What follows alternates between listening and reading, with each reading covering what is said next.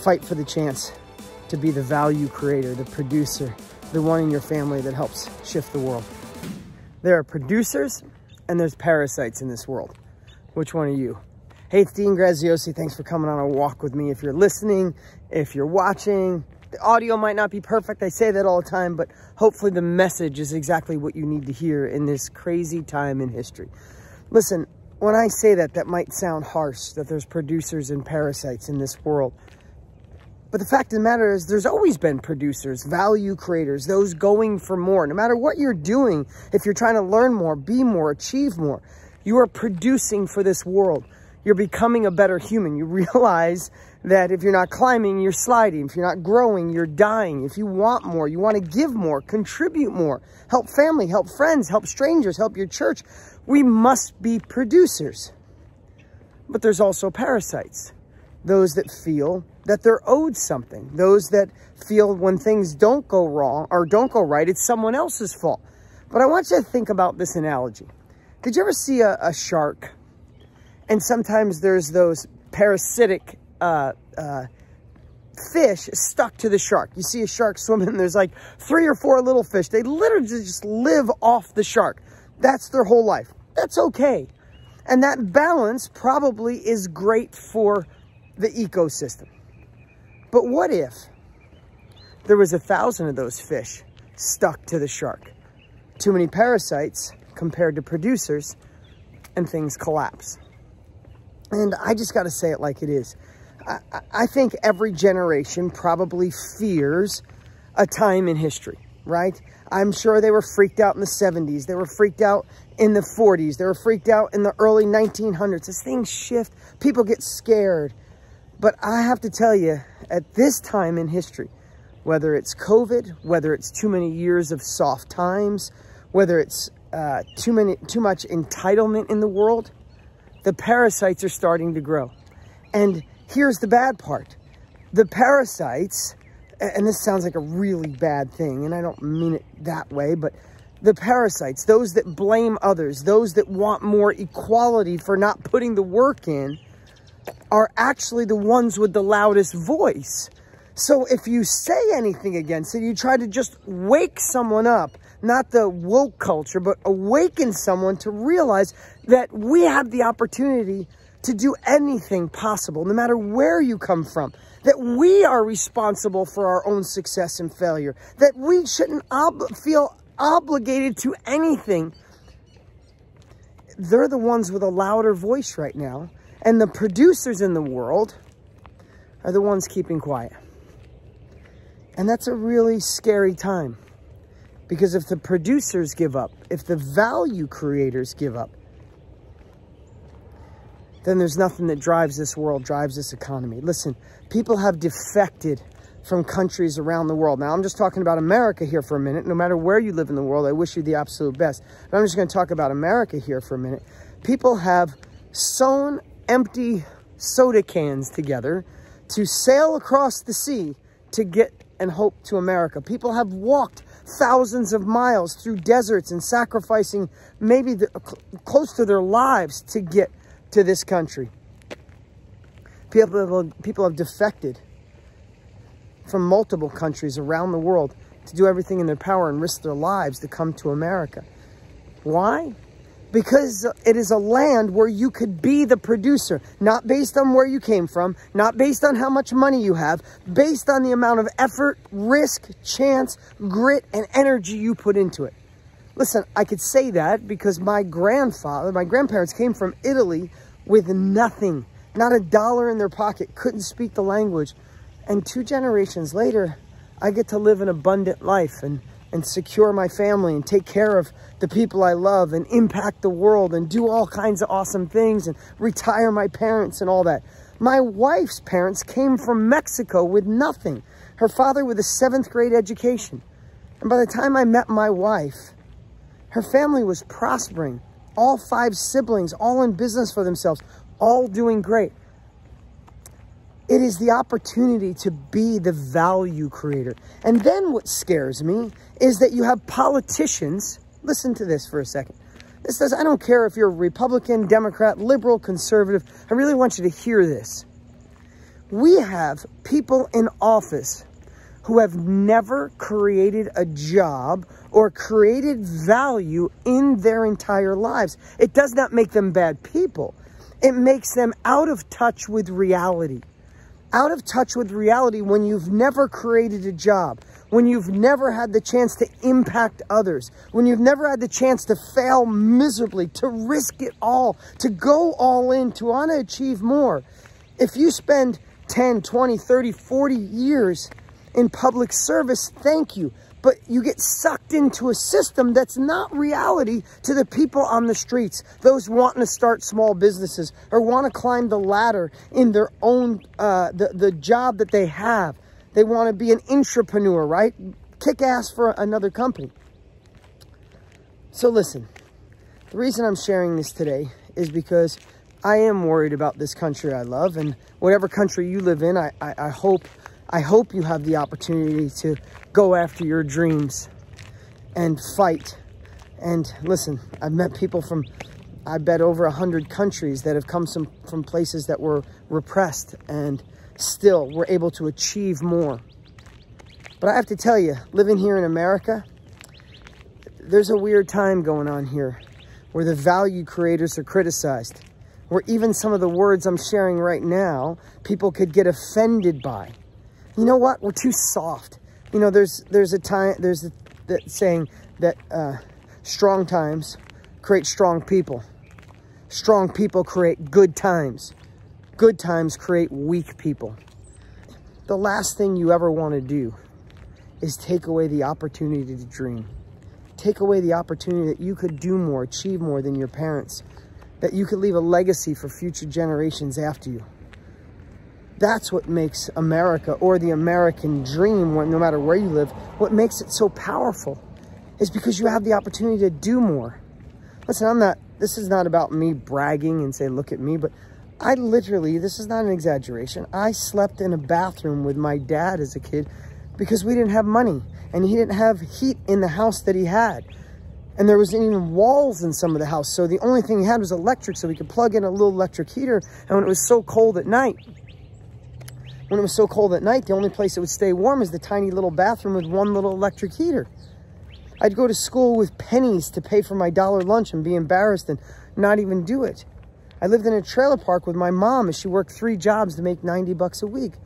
How do you go from my grandparents, coming from Italy with nothing, living that way with my parents, and then having the ability to say, I'm not settling. I was disturbed with the way my parents had to struggle. I retired both my parents before I was 30. I've been able to do amazing things, have dyslexia and be a multiple New York Times bestseller, start over 13 companies, and yeah, have way more success than I could ever imagine possible. That happens when you live in a land where you have the opportunity to grow based on your own merits, based on knowing that no one is coming to save you. No one owes you shit. When you accept that no one owes you anything in life, that it's all on you, that you might be listening to this and you're going through a tough time, and I'm so sorry. My prayers and heart go out to you. If you know me, I say that with sincerity, not hyperbole or just to say it. But usually when your back's against the wall is when you do your best and when you have the opportunity to do it. And I'm afraid, living here in America, the last real stronghold, that there are people pushing to make decisions for equality because we have such soft times that will actually rob an entire country of knowing you could do more, be more, and achieve more. Listen, I want everybody to prosper.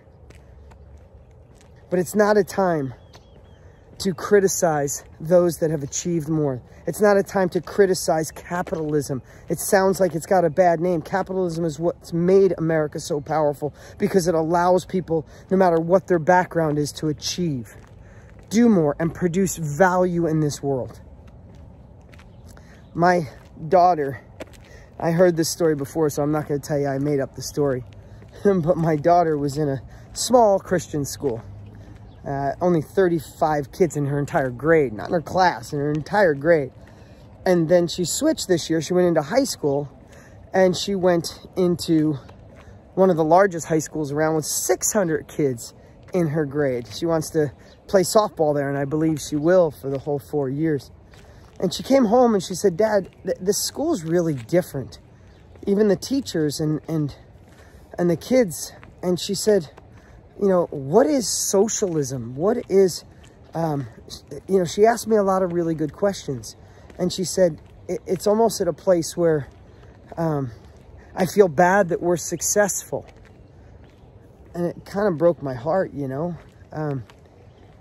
I could feel my daughter having this questioning, and I get it. And I love her for having the ability or the nerve to just ask me and share.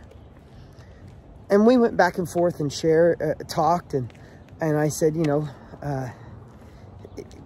please know that in your heart, you've watched your father work, but you've only known me for, you know, you're only alive 14 years, and you don't know what it took, the sleepless nights from 17 years old to now to achieve that. And she knows a lot of it because, anyway, my whole point was, she said, explain it to me, how there's a whole group of people that feel that wealthy people should denounce what they have, that there shouldn't be private business, that people with money are greedy, and that everybody should be more equal.